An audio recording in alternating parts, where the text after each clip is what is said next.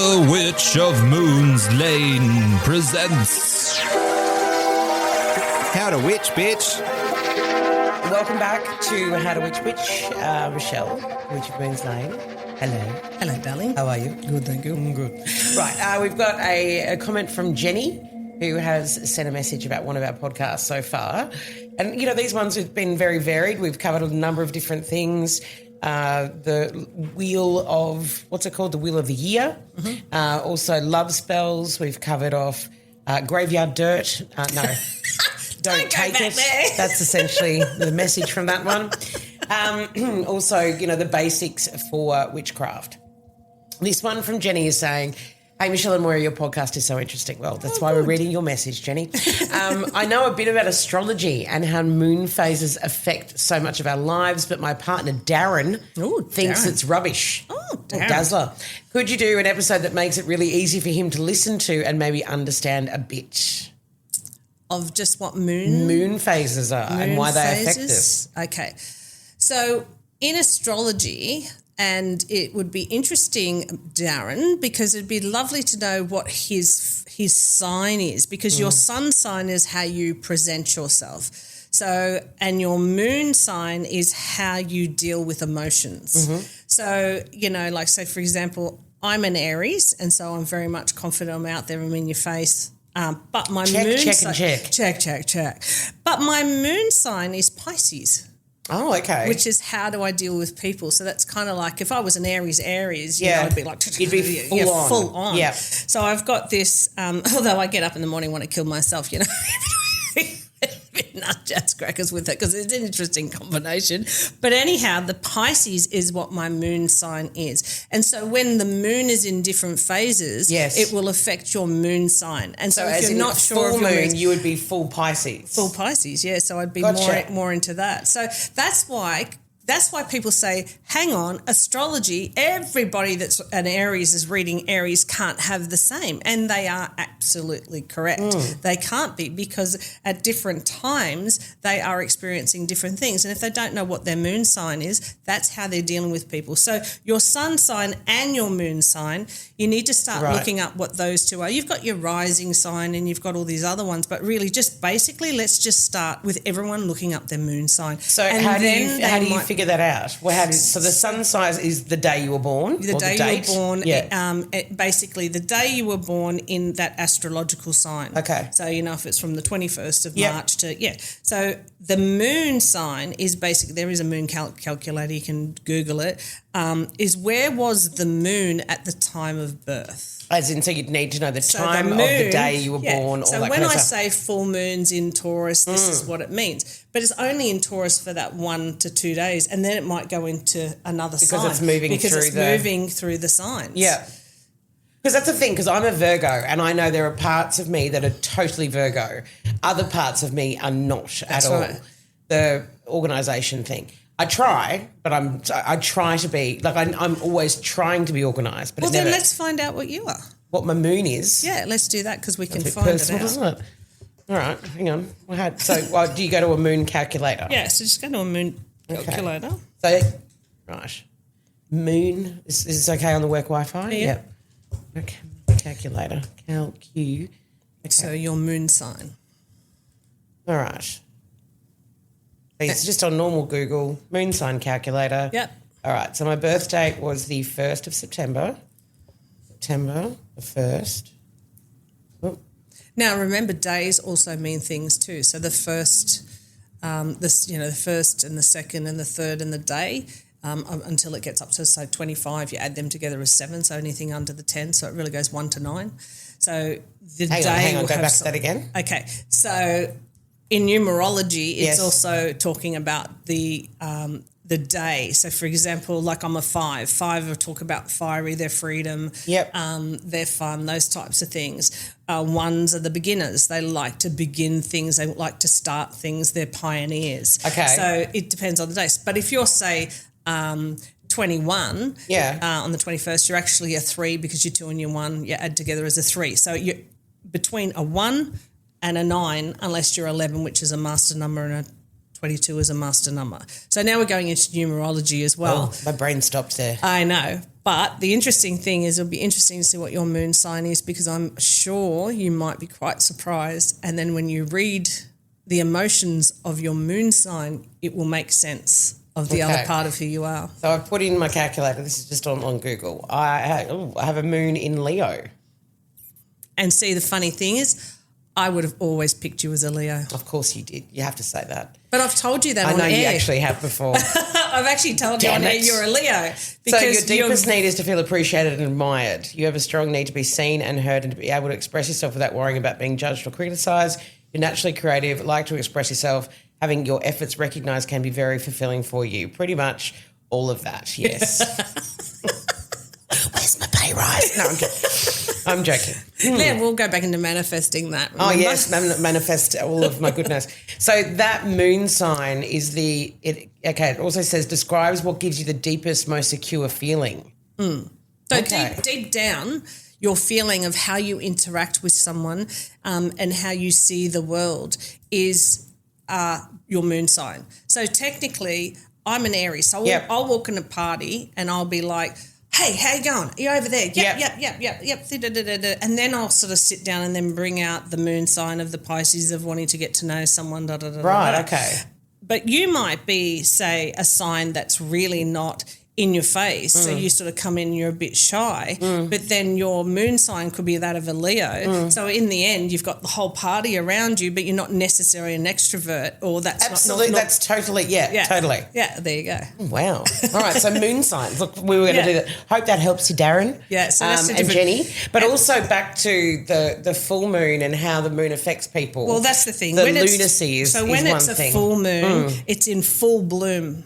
So that's full bloom as in it's the fullest that's going to be the potent. So when it's waning, it's not as potent. So you'll probably do spells that don't really need the full exposure of a full moon, and then it's waning. So it's waxing. Sorry, so you've got waning and waxing. The full moon though is the pièce de résistance, or the new moon when it's a black moon. So you don't see the moon. Wow. So the moon. Affecting people's moods. That's the reason why there are extra staff and police in hospitals at the time, lunatic. because of the full moon, because lunacy, of the lunacy. Yeah. And that is actually, when you think about it, body is made up of water, therefore that's how it affects. Same all that as kind the of sea. stuff. Yeah. The tides. It's all affected by the moon.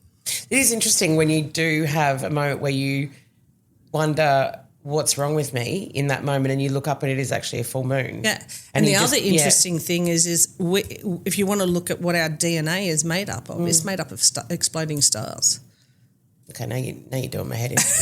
You're going to have to Google that I'll one too. have to Google that. But Just that's mental exactly note, what exploding stars. So the thing is, we can never, ever not exist in some form or another. No. Because whatever the matter is, it can't be broken down. So we then go back to Earth or whatever that is, and it starts the cycle again. So we're going back to that, what we were talking about in the last episode of the wheel. Yes. So it's completely just you come back as say something else, or but that's what it is. Exploding stars. They explode, they go back out, and they create more. Now, with the moon as well, the full moon, it's bringing in crystals now as well, because I know that's the time where you're supposed to charge your crystals. Yes. Now, I know all this sort of stuff, but I have no idea what that means. Crystals has always been a massive part of many people's lives. You know, they're either attracted to the amethyst or to the rose quartz or the whatever it is. But each crystal brings a different thing. Yeah. But is that only if you could have a beautiful rose quartz and it could just sit there and it just be a piece. Yeah. But if you are actually believing in its energy and looking, you explain it. How does it work? So the crystals of the earth are working anyway. So they're emitting what their frequency of what their frequency is. Whether you tune into that frequency or not is up to you. So that's why I like to program crystals, and I think we've spoken about that before. But say, for example, rose quartz is still a quartz, but because it has a rose in it, it's sort of amplifying for love and for self-love and things like that. The reason why we put it out into the moonlight, and most people putting it out into the moonlight are usually spiritual people that are working with their crystals. So their crystals are saying, shit, I need to be re-energized. Right. Please, you have to charge your phone, right? Okay. After you've been using it, it's like, yeah. And often crystals that have either done their work or they haven't been charged in the right way, will break. And so we'll have a lot of people where I sell them crystal necklaces. And I do say, look, if it does happen to break, it's not something that I'll replace, because crystals have a time limit of how long they want to work for. I remember when I was a kid. And maybe what you're working for has been completed. When I was a kid, I bought a rose quartz necklace, and it was one of the, the typical ones, the pointy at the end and the pointy and the silver chain. Yeah. And it snapped on me. And now I know why, because it actually completely snapped. There was no reason for why it did that. No. And I think that's a interesting thing that you say with the Why did crystals. you buy it for? What was the reason I've you bought it? I've always been attracted to the rose quartz, always. So obviously at that particular time in your life when it broke, yes, were you feeling great about yourself after maybe not feeling so great? Because what it's done is it's done its work. It's done its purpose. So that's put you back into more self-love or realisation, confidence, whatever that is. And so it's done its work, so it's broken. Wow. So people who have crystals in their lives, and like you said, they're usually the spiritual people who know, is there a simple way for people to get into that? So obviously we're talking about only recently have I seen, what's the very white iridescent one? Starts with S. Selenite. Yeah. What is that? So you want to put selenite. Selenite, you can do swords. It's really healing. It's great for healing and protection. Yep. So selenite, I always put at my front door and my back door. So a lot of people do use black obsidian or they use jet, but I actually put selenite there because it's a healing property. So it'll bring healing into the home, and it will take out the trash. So that's the way I think it. Bring in the good, take out the trash. And so I have the selenite on both. But I have a lot of people, there is a great crystal healer that I know that does big selenite swords, and she just puts the swords all over the body for healing. And you can do that yourself. You can get some nice little swords and pop it in.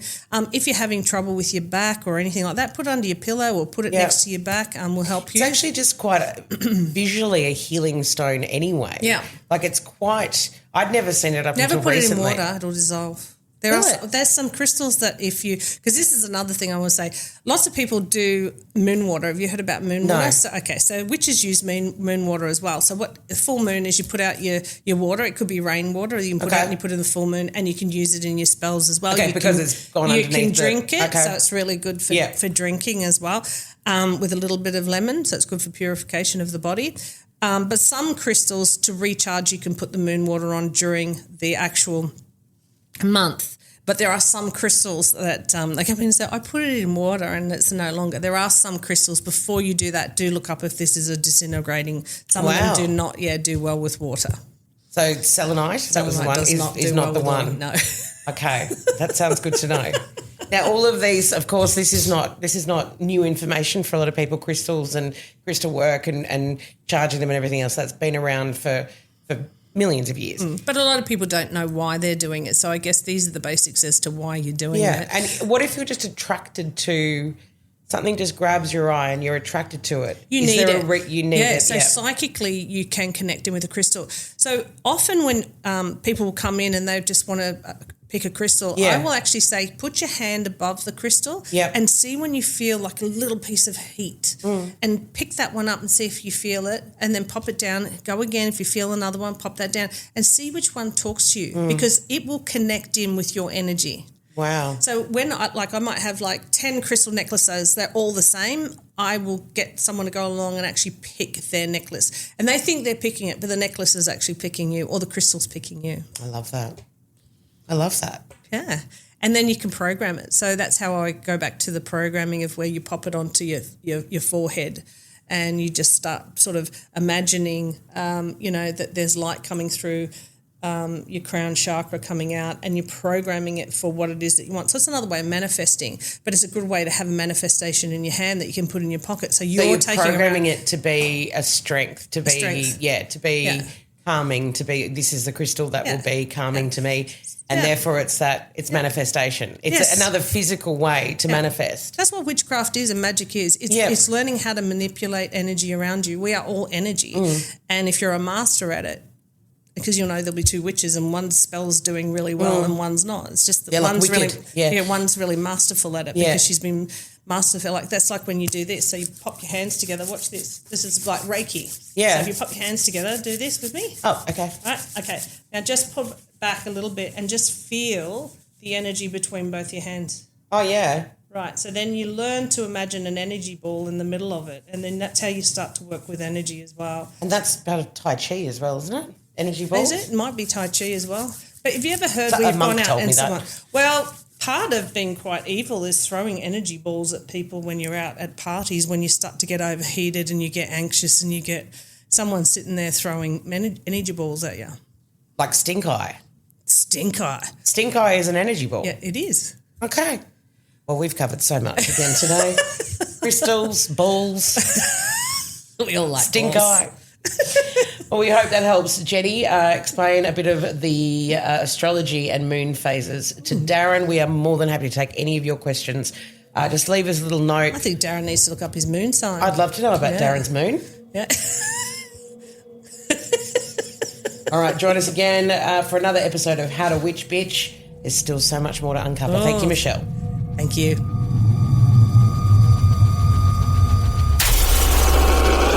Woodwork Podcasts.